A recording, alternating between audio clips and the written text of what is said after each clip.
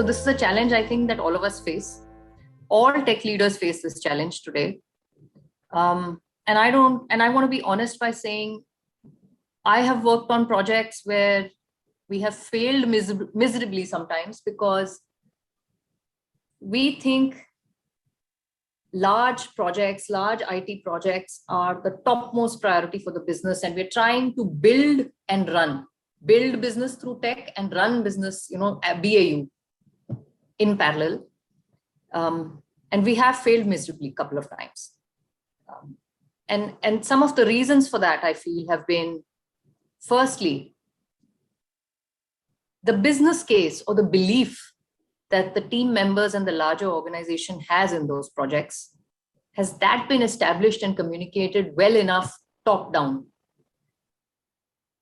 So I'd like to just elaborate on that by saying, while innovation is a culture that is driven top down, the outcomes from innovation and from that culture are most effective when they're delivered bottoms up, because the people who are actually on the ground working understand the areas that can really be changed. So the first thing I would say in response to your question is, if you want to deal with the ownership issue, there is no project like an IT project. All programs and projects are business projects, and that's the outcome we're delivering. And our charters need to be made accordingly.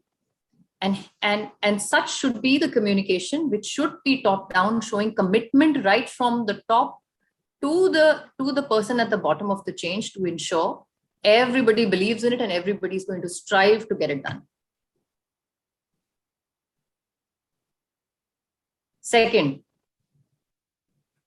in a business which is trying to promote a culture of innovation, we insist and we say clearly to our teams that we won't succeed at all programs we're driving. We will fail at many. But we need to have a culture of celebrating even our failures. Because if we fail at 3 and 2 are successful, those 2 will still drive a large outcome for the business.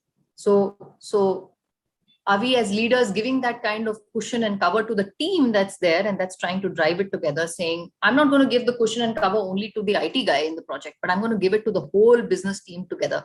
That's the kind of support that they need to see. So it gives them a lot of confidence to take things forward. Lastly, I think, whatever the project, whoever is involved in it, whether core team, support team, etc., I think to make these a success, there have to be KPIs, measurable KPIs for that program defined within the KRAs of each of the team members and the function leaders, business leaders, etc., to make projects a success. If these 3 things are done, at least you'll have a team which is fully committed, which is fully confident, and which is extremely motivated to go for it. And you'll have a larger business that understands why a program is being implemented, and they'll support the implementation of that program. So at least that's how I try to sort out the ownership issues in large projects.